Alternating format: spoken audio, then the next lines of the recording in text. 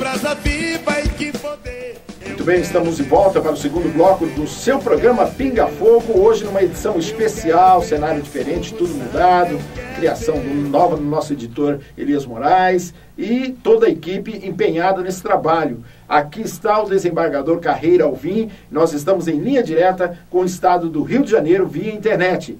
Desembargador, como é que está o caso envolvendo a prisão do senhor hoje, atualmente, junto à Polícia Federal? Em relação à Polícia Federal, Ademar Cardoso, as coisas estão do jeito que estão. Porque, apesar de eu ter escrito o livro Operação Hurricane, no Juiz do Outro Furacão, contando todas as atrocidades que cometeram contra as prerrogativas de um magistrado no Brasil, apesar de essas garantias serem asseguradas pela Constituição, na prática não aconteceu nada. Aliás, ninguém quer apurar a truculência da Polícia Federal, porque sabe que isso é verdadeiro. Que a Polícia Federal faz as montagens que faz, isso é notório no Brasil inteiro.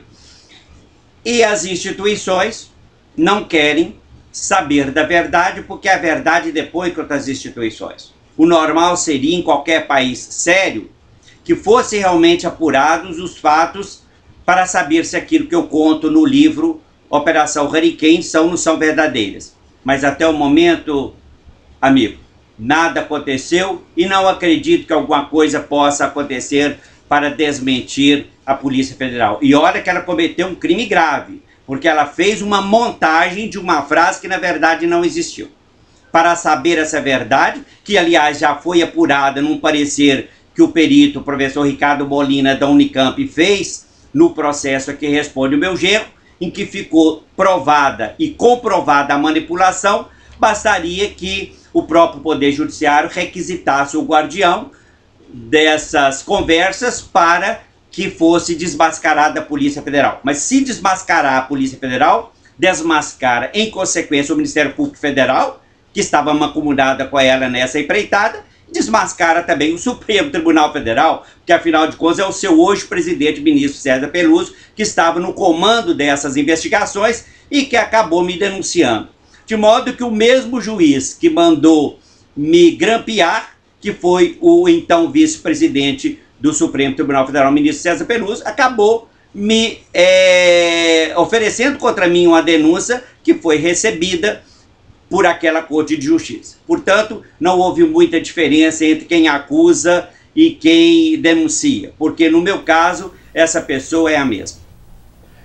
Mas desembargador, por que o senhor acredita que houve excesso da Polícia Federal ao agir na Operação Furacão envolvendo o senhor?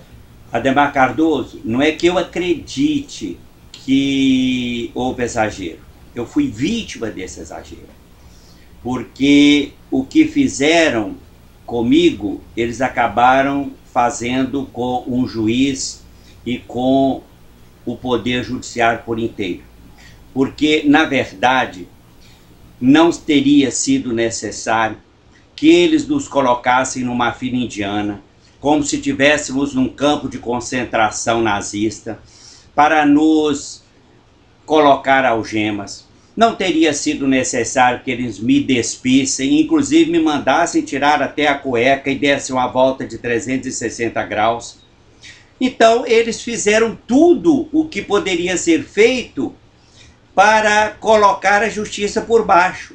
E como naquela oportunidade quem havia sido preso era o desembargador Carreira Alvim, tudo que eles puderam fazer comigo para se vingar, inclusive de decisões que dei, impondo à Polícia Federal uma multa entre 10 e 50 mil reais para cumprir as decisões, eles fizeram. Agora, é um equívoco o ministro-presidente do Supremo Tribunal Federal supor que o que fizeram com um juiz, na verdade, fizeram com o juiz isoladamente, porque não fizeram. Fizeram com a magistratura por inteiro, a magistratura realmente é que foi subjugada a esses atos de verdadeira indignidade cometida contra o Poder Judiciário. A respeito, aliás, daquela entrevista da ministra Eliana Calmon, de que no judiciário existem bandidos de toga, Adhemar Cardoso, eu posso dizer a você que esses bandidos não somos, nem eu e nem o desembargador Ricardo Regueira. Ok. Desembargador, o senhor construiu uma carreira jurídica respeitada no estado do Rio de Janeiro. E a gente fica perguntando agora o que é que mudou, né? Porque como fica o senhor profissionalmente diante da família, dos amigos? O que o senhor pode nos dizer sobre isso? Bem, como não poderia deixar de ser, depois desse furacão, muita coisa mudou na minha vida. Mudou não só para mim, mas mudou também para a minha família e mudou também para os meus amigos. Mas esse furacão teve uma virtude de espantar do meu convívio todos aqueles que eu pensava que eram meus verdadeiros amigos, mas não eram. Esse furacão ajudou a trazer pessoas que eu não supunha que eram amigos e eram. E o furacão manteve muitas pessoas que eram e continuaram meus amigos. Houve pessoas que, inclusive, eram pessoas de dentro da minha casa, que me conheciam por dentro e que acabaram se afastando com medo de ser perseguidos. Aliás, eu tenho observado que depois desse furacão, a magistratura está acuada.